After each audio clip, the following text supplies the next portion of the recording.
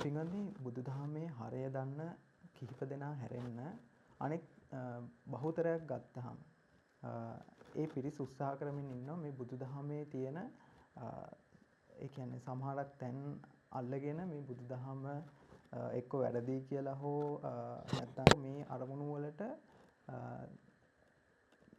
මේ බුදුදහමට නිග්‍රහ කරමින් ඒ කියන්නේ බුදුදහමේ ඇතැම් තැන් වලට මේ දැන් බොරු මේවා කොහොමද ජාතක කතාවල මේ තියෙන දේවල් කොහොමද මෙහෙම වෙන්නේ කියලා ප්‍රශ්න කරන්න අද බොහෝ පිරිසක් පෙළඹිලා තියෙනවා. ඉතින් මේ වගේ උදාහරණයක් ගත්තොත් දැන් පලාස ජාතකය, පන්දන ජාතකය, දැන් පන්දන ජාතකය ගත්තාම තියෙන කෝන් වෘක්ෂයක් කතා කරා කියලා. ඒතකොට පින්වත්නි මේ දැන් ඇත්තටම ගස් වලට කතා කරන්න බෑනේ.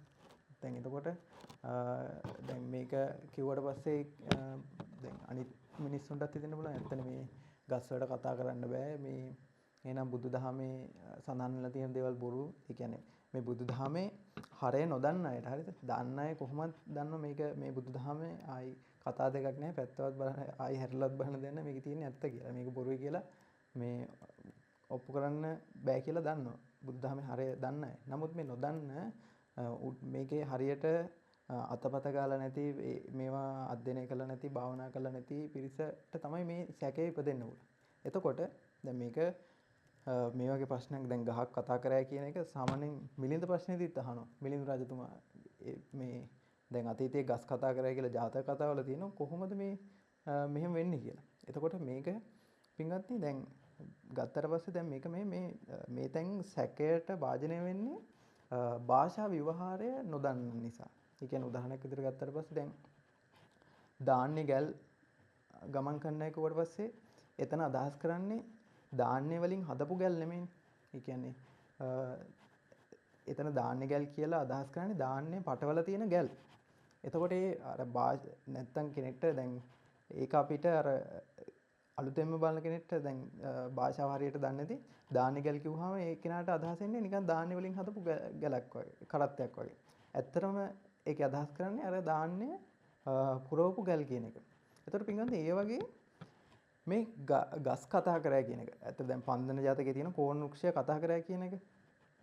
එතකොට මේකෙදි අදහස් කරලා තියෙන පින්වත්නි මේ කෝන් වෘක්ෂයේ ඉඳපු දෙවියෙක් කතා කරා කියන එක. එතකොට මේ ගස් කතා කරා කියලා අතීතේ දැන් ජාතක කතාවල සඳහන් වෙලා තියෙන්නේ මේ ගස් වල ඉඳපු දෙවියෝ කතා කරා කියන එක තමයි. නැතුව ගස් වලට විඥානයක් ඇවිල්ලා ඒ ගහ කතා කරා කියන එක නෙමෙයි.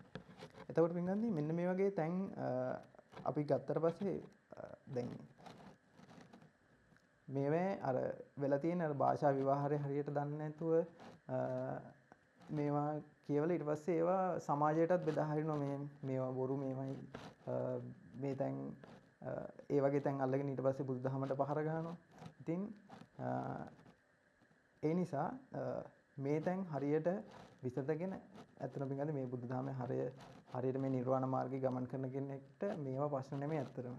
ඉතින් ඔබ කොහොම හරි උත්සාහවත් වෙන්න මේ වගේ තැන් ඒ කියන්නේ ප්‍රශ්න එන්න පුළුවන් දැන් මිලිඳු රජතුමාටත් මේ ප්‍රශ්නේ ඇවිල්ලා තියෙනවා. ඉතින් මේ වගේ පොඩි තැන් ඒ කියන්නේ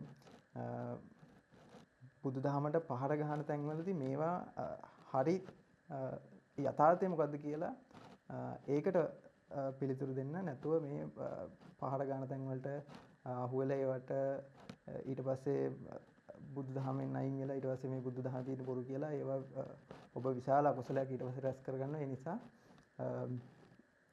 ඒවෙන් අයින් වෙලා මේ යථාර්ථය වටහාගෙන ඔබ ඔබගේ නිර්වාණ ගමන ගමන් කරන්න. හැමදෙනෙක්ටම සම්මා සම්බුදු සරණයි.